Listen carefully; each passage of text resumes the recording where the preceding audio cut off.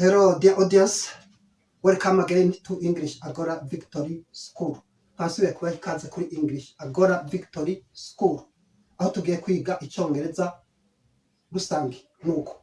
Tuja guhagarara kuri iri jambo rivuga ngo awkward moments. Ni nka this sentence. Ego. Ni ukuvuga ibihe bigoye. Niho tuja twerekana icyo donc niho tuca twerekana ivyo bigize ibihe bigoye nibiki ari byo imyuzurira kunyiganyiga kw'isi imiyaga inzara uruzuba intambara ivyo tuca tubitanga tuca tubisigura gato ariko rero tuca tujana n'ayandi maverbe akurikira ariyo to indaya canke some names or some phrases, verbs, vocabulary zindi, to indaya, strategic plan, climate change, to be involved, to trigger crisis, to analyze meticulously, to be optimistic, to work on, and so on. N'ibindi n'ibyo nuko rero tutangure kuri awkward moment. No kuvuga moment difficile, ibihe bigoye, kuba mu bihe bigoye. Abantu baba mu bihe bigoye habaye iki? Or once there are wars, mu gihe hari intambara. Once there is famine, mu gihe hari inzara. Once there are violent winds, mu gihe hari bijya miyaga y'ibihuhusi.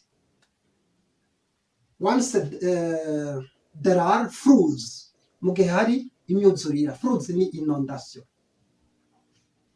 Or earthquake, ni ukuvuga tremblement de terre, ukunyiganyiga kw'isi, imitingito. Earthquake, earth murabona yuko earthquake murabona earth ni isi, earthquake tremblement de terre, ugutingita kw'isi. Hanyuma drought, drought kivuye muri the verb to dry, aricyo seshe, kuma.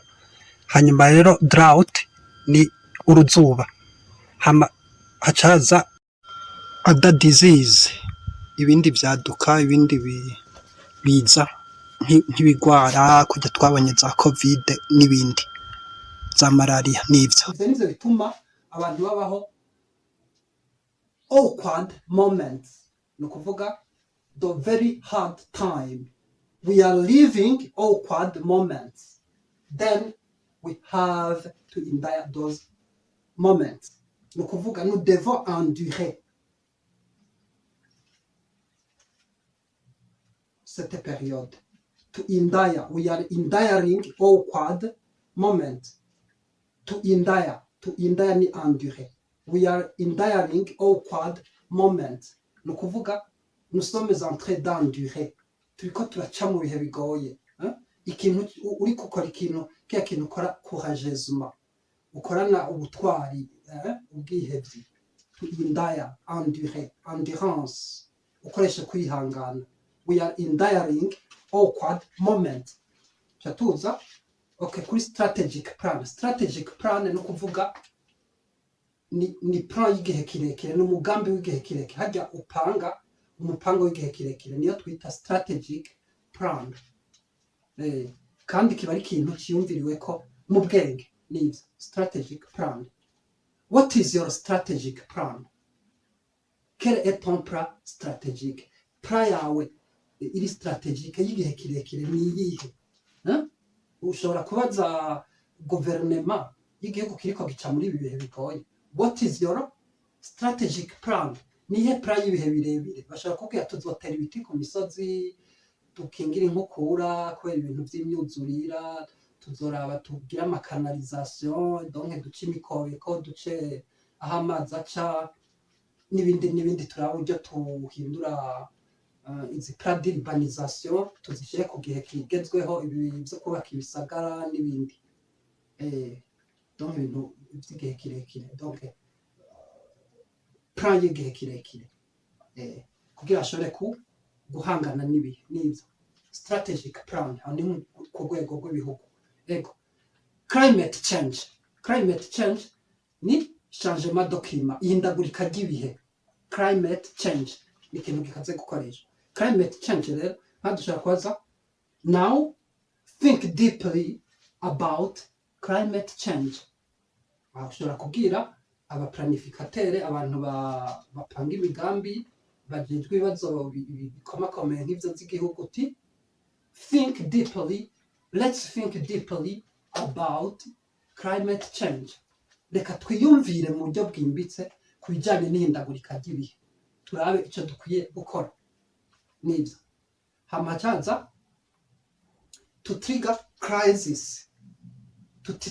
crisis ni ukuvuga déclencher la crise hajya crise ni nk'intuze n'inkihe naho n'ibihe bigoye by'ubutunzi crise économique crise financière ibihe bigoye ariyo iyo nzara n'ibindi n'ibyo okay to trigger crisis ni déclencher ni igiki cyatumye déclencher cyandurukije ivyo bintu cyatumye biba cyabiprovotse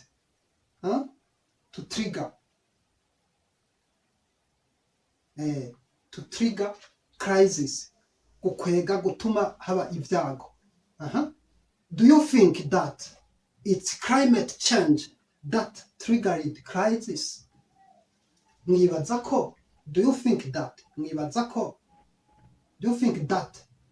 it's climate change mwibaza yuko ari ihindagurika ry'ibihe climate change changement de climat le changement climatique that triggered crisis qui a déclenché la crise izi crise turimo icyo ni kibazo twariko kugira twumva ukuntu to trigger crisis kuyikoresha yego yes no kuvuga yarakoze ibyayo irafise implication irafise n'icyo yakoze mu biriko biraba yes it played its role but other factors are involved ariko il y a d'autres facteurs qui sont impliqués to be involved ni être impliqué ni hajya nk'uko umuntu ashobora kuza akabona ikibi cyakozwe bakacavuga ati niba nde bakoze bino bintu bagatora batatu bakacavuga ati no even this one is involved ariko n'uyu ari muri ivyo nawe nari n'icyo yaterereye kuba ufise icyo waterereye mu kintu to be involved in something kuba ufise icyo waterereye mu bintu to be involved être impliqué nibyo yes there are other factors that are or which are involved nibyo that there are other factors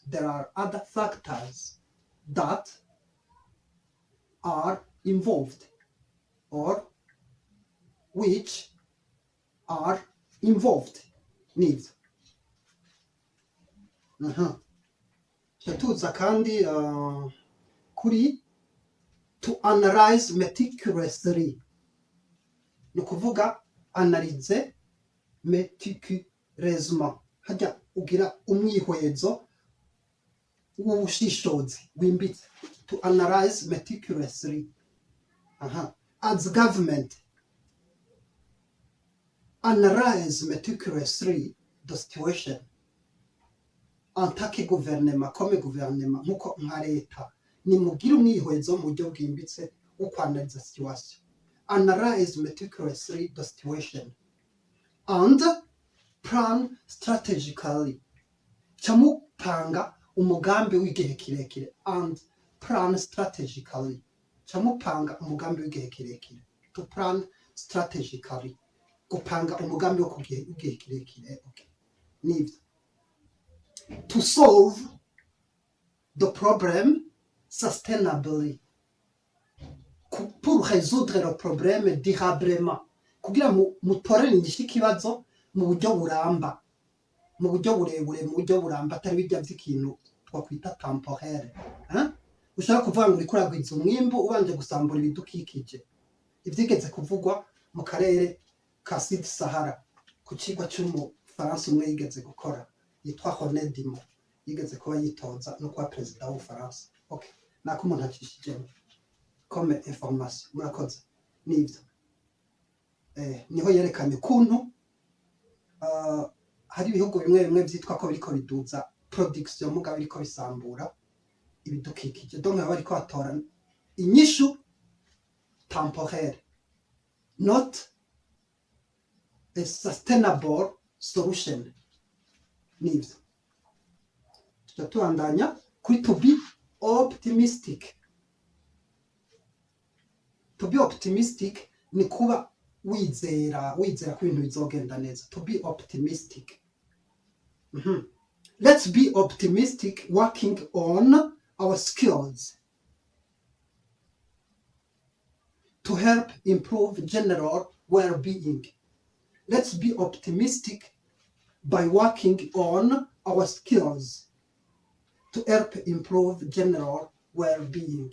Ni ukuvuga ngo let's be optimistic, twizere ko ibintu bizogenda neza, by working on our skills en traversir nos compétences, tugerageza kuduza ubushobozi bwo gutorera inyishu ibibazo. Our skills, our competencies, to help improve general well-being, kugira dushobore guhindura ukubaho neza rusange. To improve general well-being. Nibyo murakoze. nkaba ndasaba ko ndamugira subscribe, usabone bivana n'ururimi mukoresha, canke okay na like, share. Like ni aimer, share, partager, canke oui, et en même temps mugira na commentaire kugira tumenye ivyo dukwiye guhindura. Kandi ndashimiye n'Imana yadushoboje gukora kino gikorwa hamwe nanyu turiko turigana. Murakoze naho hanyuma.